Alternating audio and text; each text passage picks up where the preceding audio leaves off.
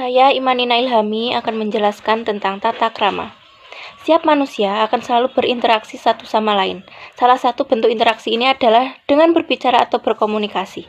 Salah satu alat komunikasi yang sering kita gunakan adalah bahasa lisan. Dalam menggunakan bahasa lisan ini, tentu harus menggunakan bahasa yang baik, mudah dipahami dan dimengerti. Begitu juga dengan kaum muslimah.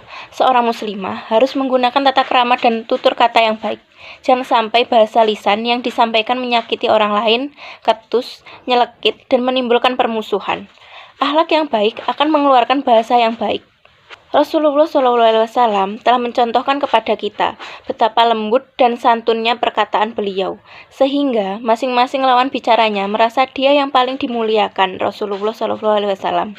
Ada banyak adab dan cara berbicara yang dicontohkan Rasulullah yang bisa dilakukan oleh muslimah.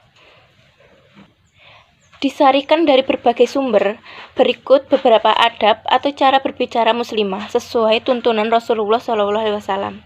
Yang pertama, jangan terlalu berceloteh. Berhati-hatilah dengan terlalu banyak berceloteh dan terlalu banyak berbicara. Jadikan ucapan yang disampaikan menjadi perkataan yang ringkas, jelas, yang tidak bertele-tele, yang dengannya akan memperpanjang pembicaraan. Yang kedua, berbicara dengan hati-hati. Berusahalah mengontrol lidah hanya untuk mengucapkan perkataan yang bernilai positif dan tidak menyinggung atau menyakiti. Berbicaralah dengan hati-hati. Jangan sampai lepas kendali. Hendaknya kita pun senantiasa mengingat akan satu firman Allah Ta'ala, yang artinya, tiada suatu ucapan pun yang diucapkan melainkan ada di dekatnya malaikat pengawas yang selalu hadir. 3. Berkata yang baik jika tidak hendaknya diam. Berkata yang baik juga merupakan salah satu ciri orang yang beriman kepada Allah.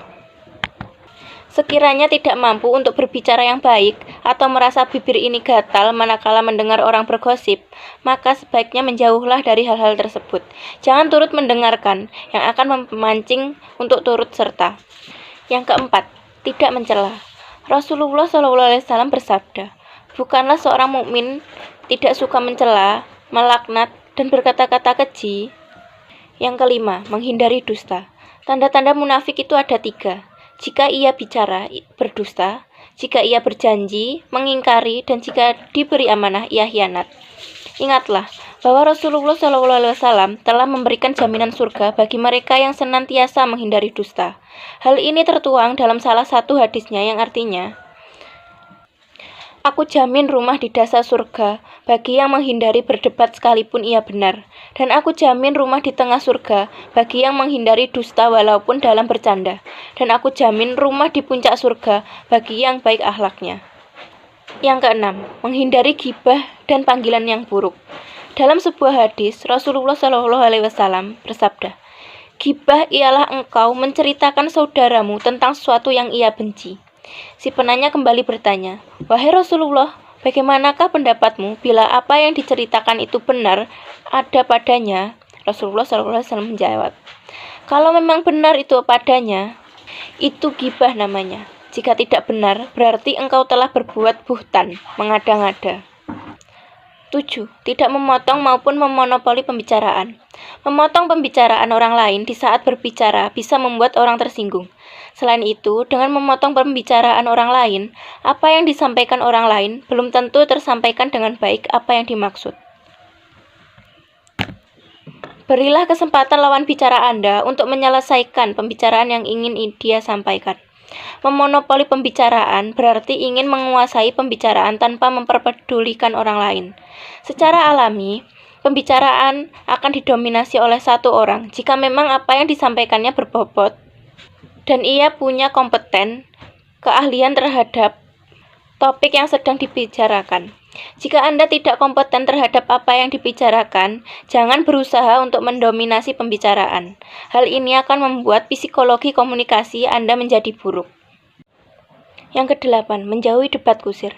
Menjauhi debat kusir tidaklah sesat suatu kaum setelah mendapatkan hidayah untuk mereka, melainkan karena terlalu banyak berdebat. Dalam hadis lain disebutkan sabda Nabi, aku jamin rumah di dasar surga bagi yang menghindari berdebat sekalipun ia benar. Dan aku jamin rumah di tengah surga bagi yang menghindari dusta walaupun dalam bercanda. Dan aku jamin rumah di puncak surga bagi yang baik akhlaknya. Nomor 9.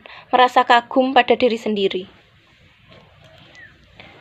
Jauhilah sifat merasa kagum dengan diri sendiri, sok fasih dan terlalu memaksakan diri dalam bertutur kata, sebab ini merupakan sifat yang sangat dibenci Rasulullah SAW.